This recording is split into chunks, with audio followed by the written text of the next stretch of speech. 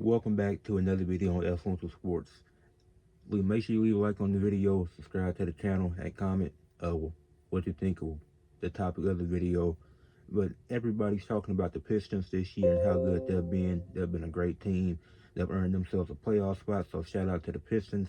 Everybody's talking about the Rockets, and well, not everybody, but some of the bigger names like the Kenny, people like that. They're talking about the Rockets and how underrated they've been this season and how they've grinded their way to the second seed. But I'm making this video to talk about how the Cavs have grinded their way for multiple years, for 5, 6 years to get to this point of where they're at now. And let's think back to when LeBron left the Cavaliers. He left the Cavs in 2018. No direction for the Cavaliers. In that draft, they get Colin Sexton. In the draft after that, they get Darius Garland. So 2019, 2020, obviously that's one of the weirder seasons because there was a pandemic year. J.B. Bickerstaff coached his team for 11 games. He was the associate coach. He wasn't the head coach. He went 5-6 in the 11 games that he coached them. So let's get into his real first season, which was 2020-2021, post-pandemic. This was a 72-game season. J.B. Bickerstaff went 22-50 with this team. But let's look at some of the building blocks around this team that they had that year they won 22 games. You had Jarrett Allen, you had Isaac Okoro, you had Darius Garland, and you had Dean Wade. I mentioned those four names specifically because those are the only people that have been with that Cavs team this entire decade, from 2020 to now, which is 2025. They've been with this team the entire time, and they've kept them. And despite the talk, which I'll get into later in the video, about should they move on from Allen or Garland at one point during this tenure with the Cavs, these four people are the ones that stayed consistent. These were the key pieces who they have kept to get to this point. Kevin Love, they still had him for a few years. He was still a key piece to this Cavs team, just because of that veteran presence and him still being able to play solid basketball. So let's get to the next season when the Cavs improve. 2021-2022 season. They add Caris LeVert and Lauri Markkanen in the offseason. Two great moves to help this team improve. Obviously, Lauri, we didn't know what we would get out of him because of his struggles early on in his career. So him getting the chance to start fresh with the Cavaliers, a new experience for him, a new locker room, a new vibe for him to get used to. And then they did the three bigs lineup because they also drafted Evan Mobley this year.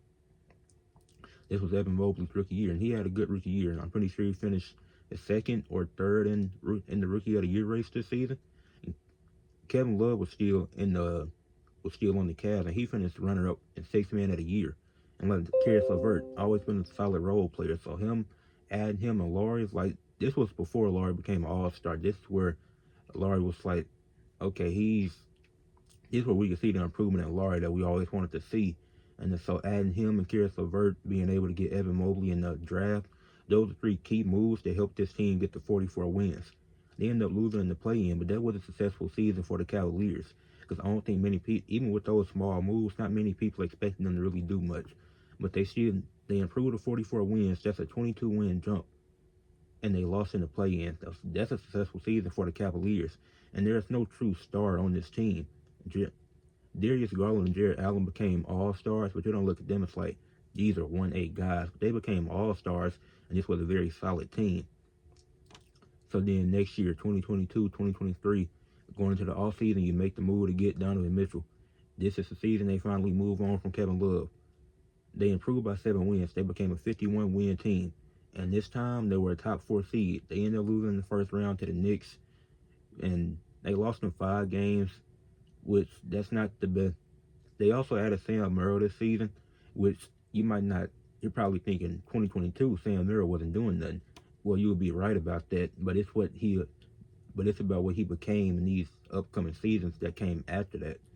So all these moves, like, they'll quietly made some of the best moves for any organization, and it's like, it's not the biggest moves. Like, them getting Donovan Mitchell, people weren't expecting, because people thought Donovan Mitchell would go to a bigger market. So them making that move, and them Donovan Mitchell all NBA second team, them adding Sam Merrill, who later on mattered for the Cavs, this was a successful season. You could argue they should have won that series. It shouldn't have been 5 games. But them improving and getting to the first round and losing there instead of losing in the play-in, that's better. Like, losing in the playoffs is better than losing in the play-in. not to compare. I mean, at the end of the day, both things are losses. But you get what I'm saying. And Evan Mobley finished top 3 in Defensive Player of the Year this year.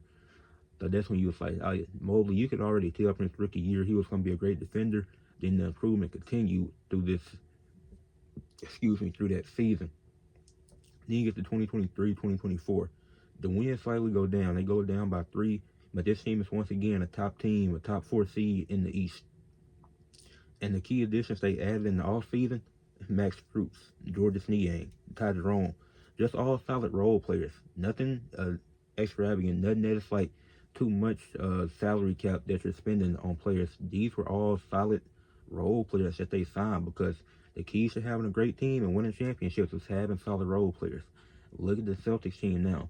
Look at the Nuggets and who they've lost over the last few seasons, like a case like KCP, Jeff Green, and Bruce Brown.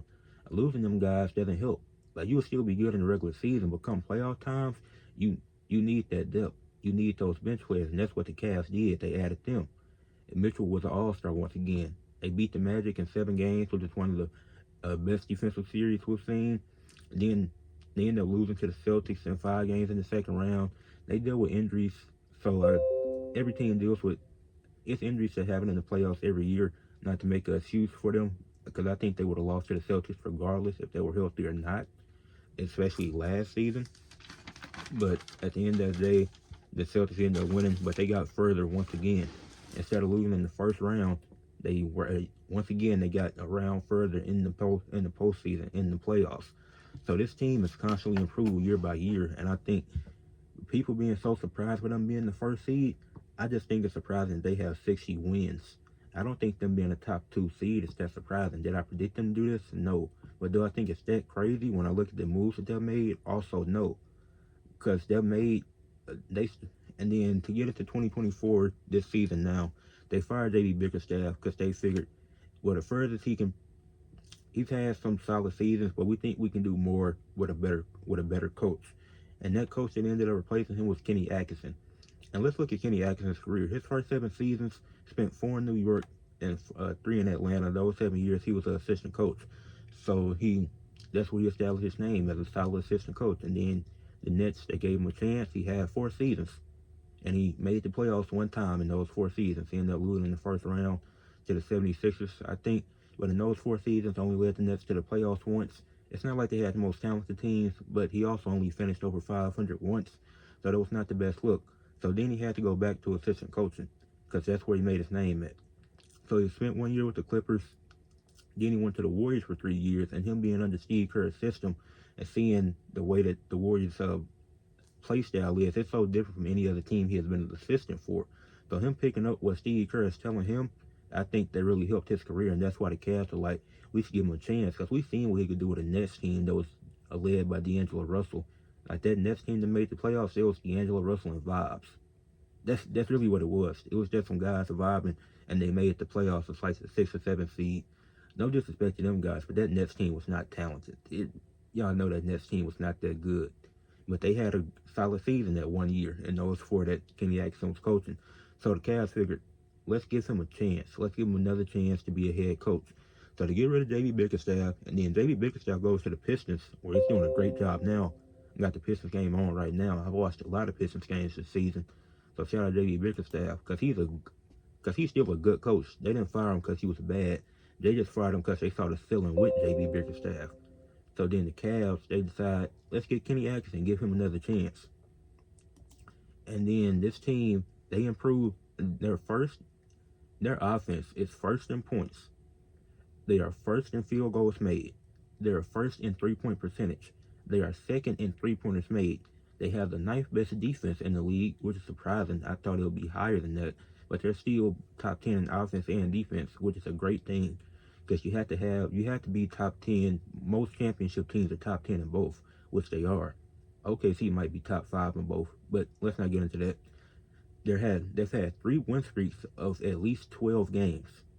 They're currently 63-17, and they've clinched the first seed already. They've clinched the first seed at 63-17. They have 2 games left. They're finna play the Knicks soon as I'm recording this. Hopefully I should get this out. Well, I'll get it out tonight, and then They're 1-1 versus OKC. They split the season series. They also split the season series against the Celtics. So they've shown they can hang with the top teams. They've also beat the Knicks twice. This is their third and final game against the Knicks this season that they're finna play coming up soon. If they win this game, they would have swept the Knicks. And then Donovan Mitchell, Darius Garland, Evan Mobley all made the All-Star game this year. Very impressive. And the coaches are the ones picking the reserves. I'm pretty sure Mitchell was a starter, but Garland and Mobley, they got the respect from around the league to make the All-Star team. Ty Jerome, when I mentioned him earlier, he didn't matter when he first came onto the team, but now he matters. He's in the running for 6th man of the year, averaging 12.5 points, shooting 37.2% from the field.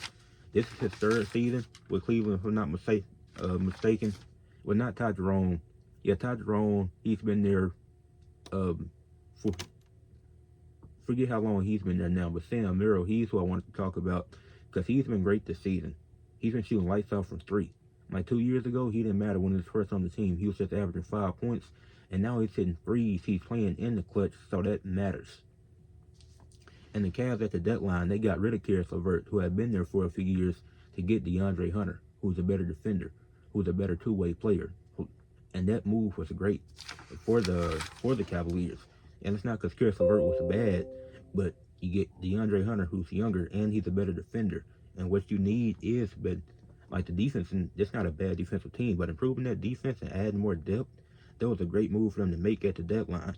So back to the 4 key pieces I pointed out. Jared Allen, Darius Garland, Isaac Okoro, and Dean Wade. All are solid players, all are good at different things and different aspects of the game. But what this team did, by keeping those 4 core players, that's the 4 core, because that's the 4 guys that have been with them this entire decade. I'm calling them the core 4 for the Cavs. Not the big 4, they're 4 best players. The core 4 and best 4 players are 2 different things. Because Isaac Okoro and Dean Wade are definitely not better than Mitchell or Mobley. But they are part of that core 4 that have been here this entire decade. And I think that matters because it shows how this team has built chemistry with each other over the years. And that's so important. Like, you don't have to make the best move of free agency. Like, when you look at their free agencies, you're probably not looking at them like, oh, they made the best move or they made the most impressive move. It's not the most eye-opening, but it's the best fit. That's why I like watching the Cavaliers. That's why I've enjoyed what they did over the season, and that's why I'm not doubting them come playoffs time, because they made the move that made the most sense. They weren't just going for, oh, he's the biggest superstar, let's try to trade for him. Because also you got to keep in mind it's Cleveland, so not a lot of people probably want to live in Cleveland in that weather. But I like how they had their 4 building blocks, and these are the 4 players that really they built around. They built around Darius Garland and Jared Allen. Then Isaac Okoro and Dean Wade were the role players that they had to keep, that they knew they had to keep. And probably they could have traded them and got some more, but as you see, the chemistry improves each year. The team improves each year. It went from play-in exit to first-round exit to second-round exit. And I very well believe this team is going to the conference finals. I don't get why people doubt them and think them being this hot is a bad thing. Like, they went 8-6 in their last 14 as I'm recording this. They had a skid of 4 games where they went 4 games had a 4-game losing streak. Every team goes to that. Like, every team, they has their high points of the season, they had their low points.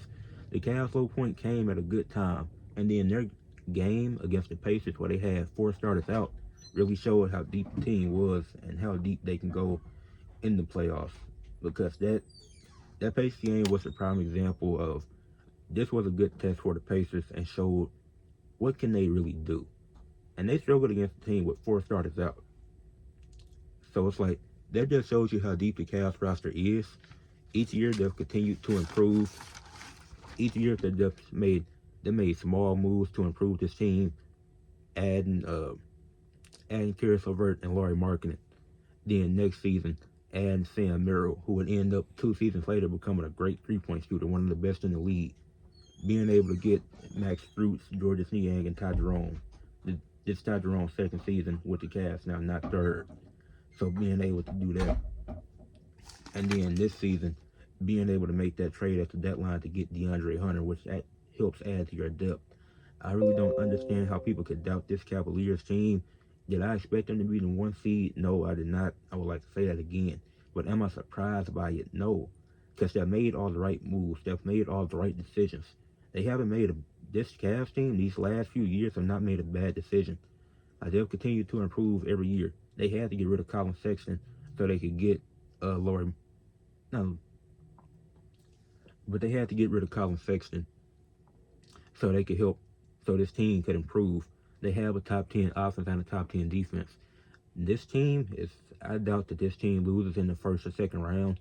The conference finals is likely going to be them versus Celtics unless somebody is injured, which I pray that nobody gets injured. You never want to see that. But this Cavs team has a chance against Boston. I still think Boston is the team to beat in the East because they just won the championship. But that does not mean that the Cavs are bad. That just means that the Cavs have to get through Boston, and I think they can do that. And I think they will do it this season. I think that's going to be a good 7-game series. I'm excited for it. I'm excited for the playoffs. But don't doubt the Cavaliers. This team has 3 All-Stars, have a 6-man of the year candidate, a defensive player of the year candidate, and Evan Mobley. I only talked about it briefly, but his defense is amazing. He's one of the best defenders in the league, and if he wins DPOY, he's very well deserved of it. Then you have Ty Jerome in the runner for 6-man of the year. This team is super deep. And Sam Merrill, whose 3-point shooting has improved. He's just gotten better as he's gotten more minutes. So shout out to the Cleveland Cavaliers. Leave a like on this video, subscribe to the channel, and comment what y'all thought. Did you think the Cavs will be a first seed this season? Let me know in the comments below. Peace.